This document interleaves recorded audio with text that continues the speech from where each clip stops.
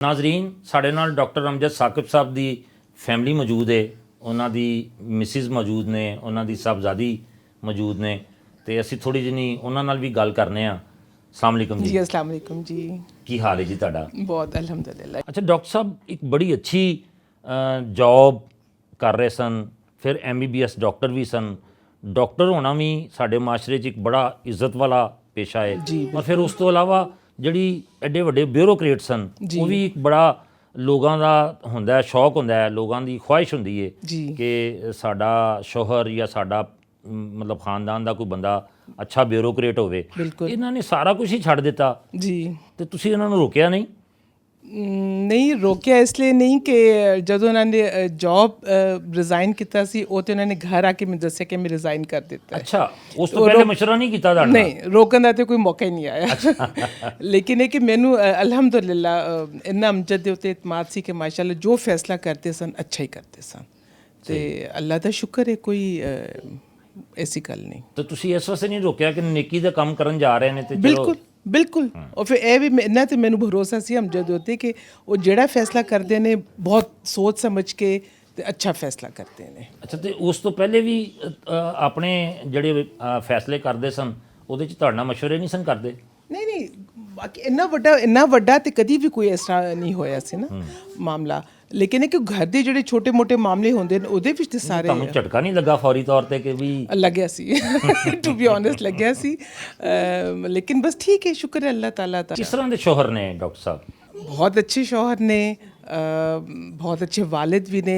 बस एक तो इनके ज़रा अपनी सेहत का नहीं ख्याल करते, ਉਹਦੇ ਵਿੱਚ ਜ਼ਰਾ ਮੇਰੀ ਉਹਨਾਂ ਨਾਲ ਥੋੜੀ ਜਿਹੀ ਨਾਰਾਜ਼ਗੀ ਰਹਿੰਦੀ ਹੈ। ਨਾਰਾਜ਼ਗੀ ਕਿ ਇੰਨਾ ਕੰਮ ਵਿੱਚ ਇਨਵੋਲਵ ਹੋ ਜਾਂਦੇ ਨੇ ਕਿ ਬਿਲਕੁਲ ਉਹਨਾਂ ਨੂੰ ਤੇ ਕੁਝ ਨਹੀਂ ਪਤਾ ਲੱਗਦਾ ਕਿ ਦਵਾਈ ਕਿਸ ਟਾਈਮ ਖਾਣੀ ਹੈ, ਕਿਸ ਤਰ੍ਹਾਂ ਕਰਨਾ ਹੈ, ਰੈਸਟ ਕਰਨਾ ਹੈ ਕਿ ਨਹੀਂ ਕਰਨਾ। ਟਾਈਮ ਦਿੰਦੇ ਨੇ ਘਰ ਨੂੰ ਬਕਾਇਦਾ? ਨਹੀਂ, ਇਸ ਤਰ੍ਹਾਂ ਦਾ ਟਾਈਮ ਤੇ ਨਹੀਂ ਕਹਿ ਸਕਦੇ, ਲੇਕਿਨ ਜਦੋਂ ਕੋਈ ਬਹੁਤ ਕਮਿਟਮੈਂਟਸ ਹੁੰਦੀਆਂ ਨੇ ਉਸ ਲਈ ਤਾਂ ਵਾਕਈ ਮੁਸ਼ਕਿਲ ਹੋ ਜਾਂਦਾ ਅਮਜਦ ਵਾਸਤੇ। ਫਿਰ ਅਮਜਦ ਦੀ ਟਰੈਵਲਿੰਗ ਬਹੁਤ ਜ਼ਿਆਦਾ ਹੁੰਦੀ ਹੈ ਤੇ ਉਹਦੀ ਵਜ੍ਹਾ ਨਾਲ ਵੀ ਜ਼ਰਾ ਥੋੜ੍ਹਾ ਜਿਹਾ ਮੈਨੂੰ ਫਿਕਰ ਰਹਿੰਦੀ ਉਹਨਾਂ ਦੀ। ਕਦੀ ਕਦੀ ਮੈਂ ਨਾਲ ਵੀ ਚਲੀ ਜਾਂਦੀ ਹਾਂ, ਲੇਕਿਨ ਜਦੋਂ ਉਹ ਫਿਰ ਮੈਂ ਬਸ ਠੀਕ ਹੈ, ਅੱਲਾਹ ਤਾਲਾ ਸ਼ੁਕਰ ਹੈ ਅਲਹਮਦੁਲਿਲਾ। ਤੇ ਖਾਣੇ 'ਚ ਕੀ ਪਸੰਦ ਕਰਦੇ ਨੇ? ਅਮਜਦ ਕੋਈ ਇੰਨੇ ਸ਼ੌਕੀਨ ਨਹੀਂ ਖਾਣੇ ਦੇ। ਅੱਛਾ, ਖਾਣੇ ਦੇ ਸ਼ੌਕੀਨ ਨਹੀਂ। ਬਸ ਹੁਣ ਜਦੋਂ ਦਾ ਉਹਨਾਂ ਦਾ ਵੈਸੇ ਵੀ ਹਾਰਟ ਦਾ ਮਸਲਾ ਸੀ ਤੇ ਫਿਰ ਜ਼ਰਾ ਕੋਸ਼ਿਸ਼ ਕਰਦੇ ਹਾਂ ਕਿ ਅਮਜਦ ਨੂੰ ਪਰਹੇਜ਼ ਦਾ ਹੀ ਖਾਣਾ ਦਈਏ, ਲੇਕਿਨ ਹਰ ਚੀਜ਼ ਖਾ ਲੈਂਦੇ ਨੇ। ਕਦੀ ਕੋਈ ਕਿਸ ਚੀਜ਼ ਦੇ ਸ਼ੌਕੀਨ ਨੇ ਸਭ ਤੋਂ ਜ਼ਿਆਦਾ?